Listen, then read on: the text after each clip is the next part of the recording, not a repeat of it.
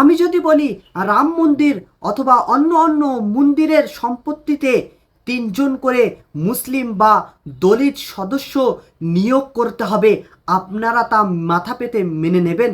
যদি না মেনে নেন তাহলে এই মুসলিমদের সম্পত্তি অফ বোর্ডে যে আপনারা তিনজন করে অমুসলিম সদস্য নিয়োগ করার কথা বলছেন, আমরা এটা কেমনভাবে মাথা পেতে মেনে নেব?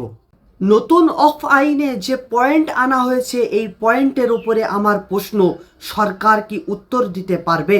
তো ভিডিওটি দেখার আগে অনুরোধ করব বেশি বেশি শেয়ার করে দেবেন, কারণ এই বিষয়গুলির উপরে আমাদের অবগত থাকা অত্যন্ত জরুরি। তো পয়েন্টটি হলো, রাজ্যের প্রত্যেকটি অফ বোর্ডের 11 জন সদস্যের মধ্যে কমপক্ষে 3 জন অমুসলিম সদস্য নিয়োগ করতে হবে। এইখানে আমার প্রশ্ন হলো, আপনাদের যেসব দেবত্ব সম্পত্তি রয়েছে, যেসব মন্দিরের সম্পত্তি রয়েছে, সেই সব সম্পত্তির কমিটিতে কি কোনো মুসলিম বা দলিত সদস্য রয়েছে? আমি যদি বলি রাম মন্দির অথবা অন্য অন্য মন্দিরের সম্পত্তিতে তিনজন করে মুসলিম বা দলিত সদস্য নিয়োগ করতে হবে, আপনারা তা মাথা পেতে মেনে নেবেন? যদি না মেনে নেন তাহলে এই মুসলিমদের সম্পত্তি অফ বোর্ডে যে আপনারা তিনজন করে অমুসলিম সদস্য নিয়োগ করার কথা বলছেন, আমরা এটা কেমনভাবে মাথা পেতে মেনে নেব?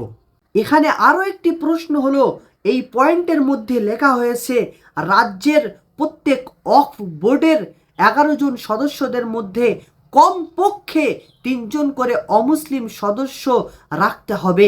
এইখানে কমপক্ষে উল্লেখ করা হয়েছে, সর্বোচ্চ তো উল্লেখ করা হয়নি।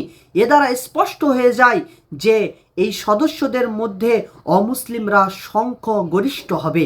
এতে এই ভয়ঙ্কর পয়েন্ট আসবে, যারা অমুসলিম সদস্য থাকবে তারা সরকারের এজেন্টটা হবে এবং তারা সরকারের পক্ষে রায় দিয়ে অফ সম্পত্তিকে ধ্বংস করার চেষ্টা করবে, অফ সম্পত্তিকে সরকারি সম্পত্তিতে পরিণত করার চেষ্টা করবে।